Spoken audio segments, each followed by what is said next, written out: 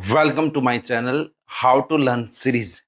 उसमें step by step हर एक पार्ट को हम देख रहे हैं। हर एक जो लर्निंग स्किल के लिए इम्पोर्टेंस है वो वही हर एक पॉइंट को मैं डिटेल में आपको एक्सप्लेन कर रहा हूँ। हर एक वीडियो को आप मिस मत करना, क्योंकि वीडियो का हर एक वीडियो में एक एक क्लू दिया हुआ है जिससे आपकी लर्निंग है वो और स्ट्रांग हो सकती है। आज हम ऐसा ही नेक्स्ट टूल्स के बारे में बात कर रहे हैं, तो आइए हम देखते हैं now the how to learn series part 7। आप एक काम करो, आप अभी को ऐसा सोचो कि तुमने पिछले एग्जाम में जो उसकी पहली रात होती है तब तुमने कितना रीडिंग किया था। आज उसमें तुझे कितना याद है? 10%, 20%, शायद उससे भी कम हो सकता है। तो तुमने उस रात तो बहुत सारी मेहनत की और याद रखने के लिए कई घंटों तक तूने पढ़ाई की। हो सकता है तेरी आंख भी तब थक चुके हो, ब्रेन भी भारी हो चुका था, पर अब उसका रिजल्ट क्या है? कुछ ही हफ्तों बाद तुझे कुछ नहीं याद होता।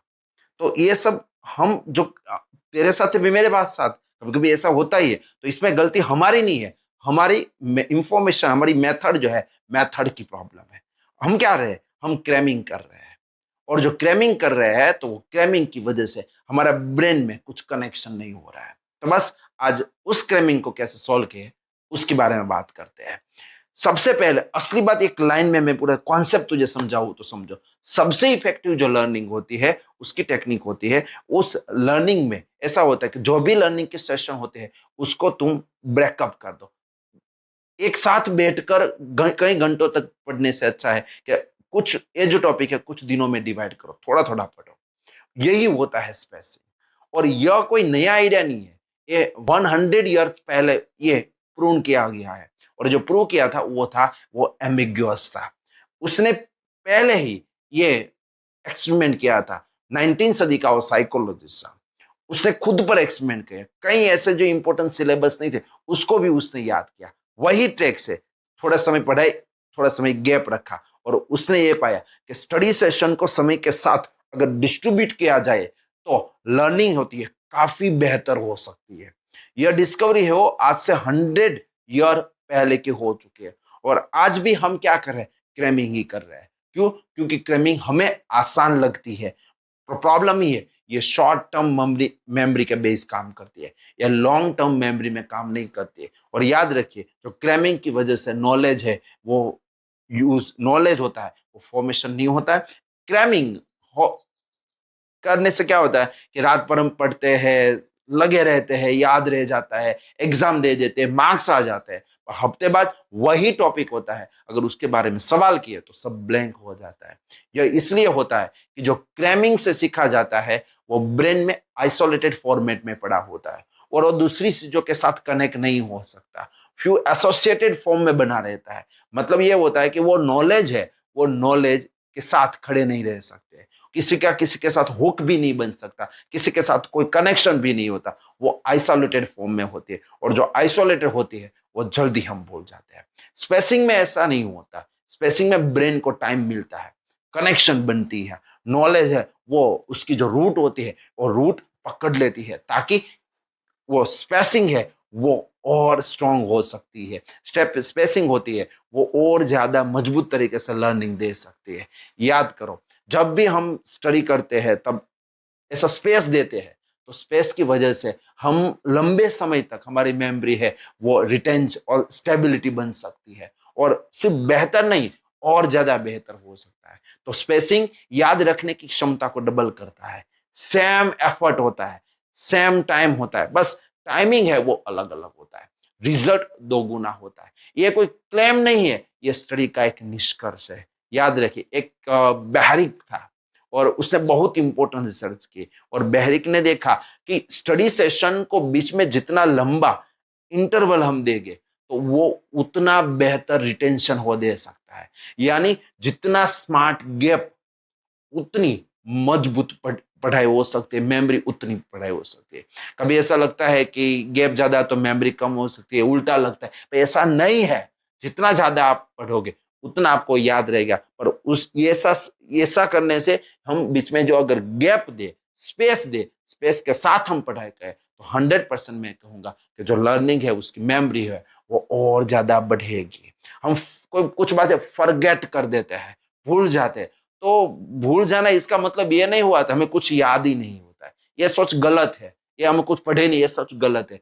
रिसर्च कहती है जब थोड़ा भूल जाते हो तो और फिर से उसे उस मटेरियल के सामने आप देखो। हमारा जो ब्रेन होता है वो ब्रेन उसे और गहराई से एनकोड करता है, उसे मेमोरी तक पहुंचाने के लिए और मजबूत उसे बनाता है।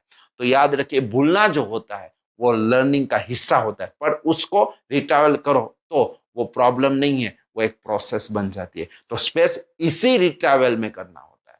थोड़ा भूल जाओ फिर उसे याद करो, हर बार मेमोरी आपकी स्ट्रांग बनती जा रही है। तो सवाल ये होगा कि गैप कितना रखना चाहिए। ये डिपेंड करता है कि आपको उसे एग्जाम जो देनी है उसमें गैप कितना है। अगर एग्जाम 5 है तो थोड़ा थोड़ा गैप दीजिए। अगर एग्जाम दूर है तो लंबा स्पेस रखिए। इन शॉर्ट में कहता हूं, अगर एग्जाम नजीक है तो आप गैप कम रखिए, अगर एग्जाम दूर है तो आपका गैप है वो ज्यादा होना चाहिए। और याद रखिए, जैसे भी हो आप थोड़ा सा उसे अडेप्ट करो, पर थोड़ा सा स्पेस जरूर दो। और एक कॉमन सोच होती है कि ये सब स्पेस देना, वो सब सब्जेक्ट लैंग्वेज सब्जेक्ट होते हैं उसके बेस पे होती है ना। तो याद रखिए, ये जो रिसर्च कहती है कि जो स्पेस प्रैक्टिस होती है उससे टेस्ट स्कोर है वो इम्प्रूव होता है। वो हर एक सब्जेक्ट, चाहे वैक्यूबिलिटी सब्जेक्ट हो, हिस्टोरी का सब्जेक्ट हो, मैथ सब्जेक्ट हो, साइंस सब्जेक्ट हो, हर एक में जो स्पेसिंग है वो यूनिवर्सली इफेक्टिव है। सवाल ये होता है कि यूनिवर्सली इफेक्टिव है तो काम कैसे करता है। तो उसका कोर लॉजिक है वो सिंपल है, वो सिंपल तरीके से मैं आपको समझाता हूँ। तो पहली बार जब भी कुछ आप देखते हो तो हमारा ब्रेन उसे एनकोड करता है।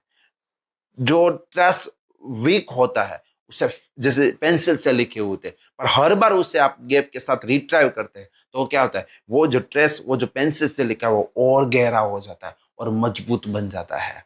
याद रखिए, जब भी थोड़ा भूल गए हो तो फिर से मटेरियल लो, उसको रिवाइज करो, और ब्रेन एक्चुअली तब रिकंस्ट्रक्टेड होता है और वो इफेक्टिव मेमोरी में कन्वर्ट हो जाता है और मेमोरी जो परमानेंट बन जाती है। क्रैमिंग जो होता है, एक ही रात में सब कुछ ब्रेन में होल्ड करना पड़ता है। ब्रेन है वो टेम्पररी उससे होल्ड करता है, वो लॉन्ग टर्म कनेक्शन नहीं बनाता। लॉन्ग टर्म कनेक्शन बनाने के लिए ब्रेन को टाइम चाहिए। जैसे कोई दीवार है तो दीवार में सीमेंट को सूखने के लिए हमें क्या कहता है, उसे टाइम देते हैं। वो दीवार दिखती तो है पर अगर टाइम नहीं मिला तो वो दीवार टिकती नहीं है। तो स्पेसिंग क्या करेगा, वो सीमेंट को सुखाने का टाइम है, तो दीवार मजबूत बनेगी।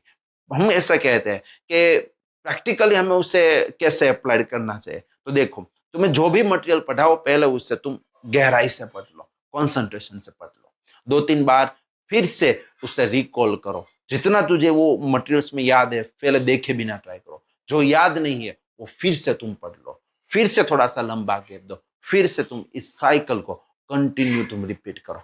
सिंपल ही है, कोई एप्लीकेशन की जरूरत नहीं है, सिर्फ एक कैलेंडर और एक नोटबुक की जरूरत है, बस यही स्पेसिंग के लिए काफी है। तुम थोड़ा सा प्लानिंग करो, उसके साथ थोड़ी स्पेसिंग ऐड करो, तो असली लर्निंग है वो लर्निंग आपकी हो जाएगी। तो याद रखो, जितना स्पेस देखो तो उतनी तेरी रिटेंशन पावर बढ़ेगी, तुम उतना टॉपिक को अच्छी तरह से समझ जाओगे। रिटेंशन यानी कि तुम कितना याद कर रहे हो, और जितना तुम याद करोगे तुझे लगता है उतना मैं असल में समझ रहा हूँ। तो ये याद करने का और समझना दोनों में इंप्रूवमेंट है, वो इंप्रूवमेंट बढ़ेगी। तो याद रखो, स्पेसिंग है वो स्मार्ट लर्नर का एक टूल्स होता है। मेहनत हमें कुछ कम नहीं करनी, मेहनत तो इतनी है, पर जो रिजल्ट है वो रिजल्ट 2 गुना बढ़ जाता है।